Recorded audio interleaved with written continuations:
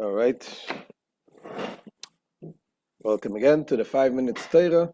Today is Chai Elul, as I mentioned. It is the birthday of the Baal Shem Tov, the birthday of the Alter Rebbe, the first Chabad Rebbe, and the birthday, the day that the Baal Shem Tov revealed the teachings of Hasidus also on this day. And there is a saying about Chai Elul. The Frierdiker Rebbe, the previous Lubavitcher Rebbe, quotes it, that Chai Elul brings Chayas into Elul. It brings a Chayas into Elul, life into Elul. So back in the days, Elul was a time where very depressing time. You know, we're getting ready for Rosh Hashanah. It's scary. It's depressing. And Chassidus came and introduced the depth of Elul. That this is also this Melech Basada, the king is in the field. The Shem is close to us. And it brings in the life into the month of Elul. And the same thing is in everything. There was once, I think, forgot who, one big Rosh Hashiva asked the Beis Yisrael, the Ger Rebbe. He asked them, how come by the Ger Chassidim they sing the happy songs, even during the holiday Rosh Hashanah Yom Kippur, they sing the happy songs. So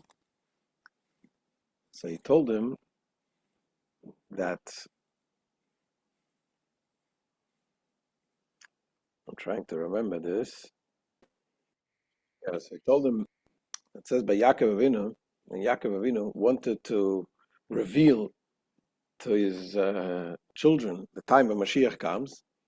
It says, Nistalka mimena Shechina. God, the Shechina, the divine presence, disappeared, went away from him. So the Beis Yisrael says, he said it, this was with Rabbi Yecheskel Abramsky. The Beis Yisrael tells him, how come, he asked him, how come the Shechina had to disappear, to go away? The Eibshter could have told him, don't say it. So he asked him why did the Shechina, the divine presence, went away from Yaakov Avinu when he wanted to reveal the secrets when Mashiach is coming? Why do you have to have the divine presence to disappear? Hashem could have just told him, don't say it. He knew, but he didn't say it. He knew it, but when he wanted to say it, the Shechina disappeared and he couldn't say it. So the Beis Yisrael told him. It says, Reb Tzvi Hirsch from Vidislav says, it says Nasor Lameya, so that when Yaakov Avinu wanted to reveal when Mashiach is coming, he saw it's a very, very long time, and he saw how painful it will be in the suffering, and so he became very sad.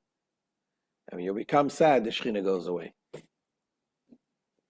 you gotta be b'simcha. That's why it says, without simchas, he continued, Beis Yisrael said, without simcha, the Shechina is there, Hashem is with us only when we're happy. Without simcha, the cry, the screaming is not going to help to bring the Shechina. We have to be with simcha. That's why you got, the simcha is one thing you need to be. So talking about this, we're having now this week's Torah portion, we have the Tochachah.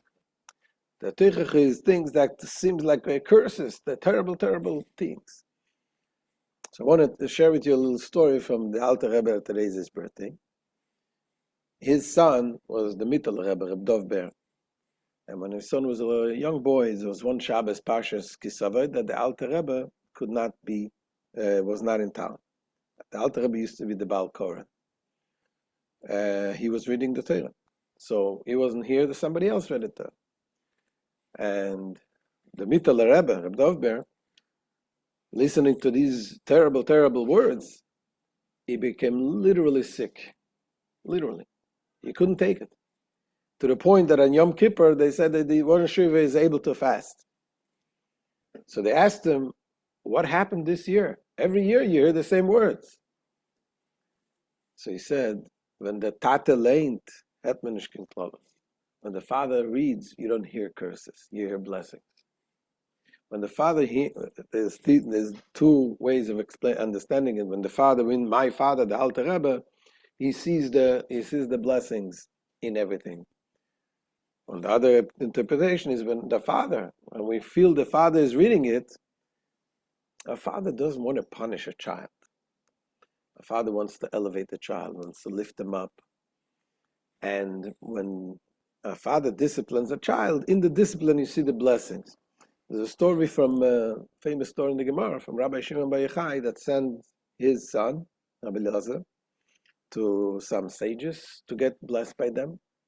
So he goes there, but instead of blessing, they tell him, oh, you should plant and not cut, and your house should be destroyed, all kind of things. He got so scared, he runs home, and he says, the father, you told me to get blessed, and here they curse me. And Rabbi Shimon Bar Yochai went, and he asked them, what did they say? And he told them everything. And he explained everything. What they said was actually a blessing.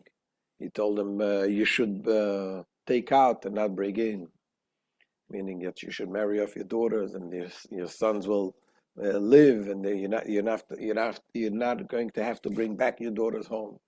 And the same thing with all the house to be destroyed. It says you're going to have a lot of children, grandchildren, and they're going to make a mess in the house. All the good things, that is a blessing in disguise. So why couldn't they tell them directly? And the answer is, sometimes there's certain blessings that you can only they can only come when it's concealed. They're so powerful blessings, so that they cannot come in a regular way. How is it revealed when you go to Rabbi Shimon Bar Yochai?